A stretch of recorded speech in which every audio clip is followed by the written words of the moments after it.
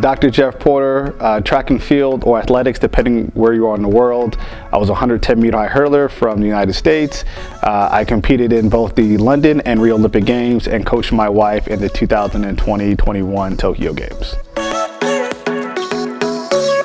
I joined WADA because I was concerned about the state of anti-doping around the world, especially in our sport. I'm in a sport that has a lot of doping challenges, whether they are individual challenges or issues with countries. I got involved because I wanted to see if I could make a difference and really bringing that issue to light, and then really supporting the athletes in their challenges they receive.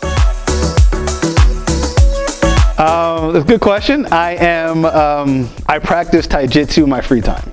Most people don't know, but I am an avid martial artist and continue to do that even to this day.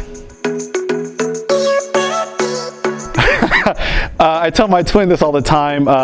Should anything happen to me, I have spare parts walking around. But seriously, I think my twin is kind of a stand-in for me when I'm not able to be there. For example, my wife and I and my sister-in-law, we had to go to Tokyo to compete at the Olympic Games. And I sent my daughter home with my twin, and she fell in love with him almost instantly, and on the few times that she met him. So she got to spend like 2 weeks with him. And it's good to have somebody who knows you better than anybody else. And so we have jokes that nobody knows about. We have experience that nobody knows about.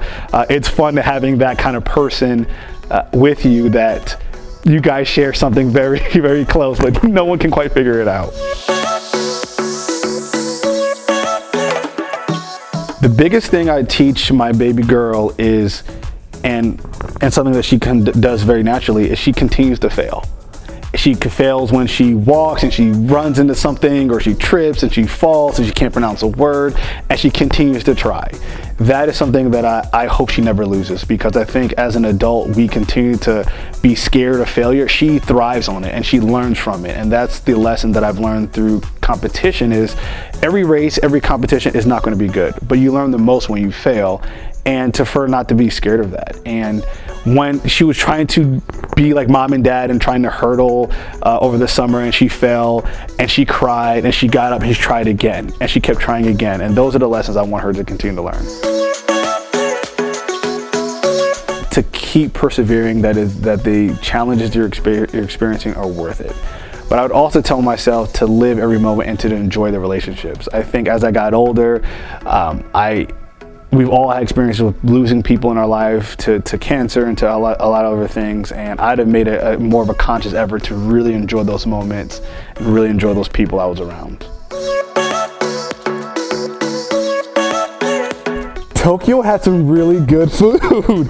I think, Japan, I really enjoyed the food in Japan. It was amazing, and I will rave about it until the cows come home. But Tokyo has a lot of good food. Oh, Switzerland has some really good chocolate. Oh my, you gotta try Swiss chocolate. Nothing on Belgian chocolate, but Swiss chocolate is amazing. And the food at in Tokyo, and in Japan in general, Kawasaki, Osaka, is amazing.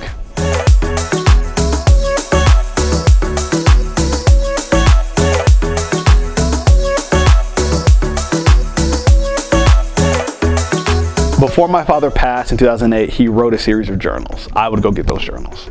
I keep them in my library just in case I need inspiration, or just in case I need to, like, a quick pick-me-up. And so I would go get those journals. I think everything else can be replaced, the Olympic rings and all that, but as long as my family is safe, and I will go get those journals. Changing diapers. I will not be changing diapers in 10 years. No, I will be done with that as soon as I possibly can, but in 10 years, I am not changing any more diapers. American football. I grew up on American football. I'm an avid American football fan. If I wasn't running track or athletics, I would be trying to play football. That was my first love. That got me into sports, and there was something just exhilarating about watching American football. Two things. I think one, I want to ensure that we have a working international ombudsman office. If we can get that done, that will be a major achievement, and put some substantive regulations and rules in place should countries or large organizations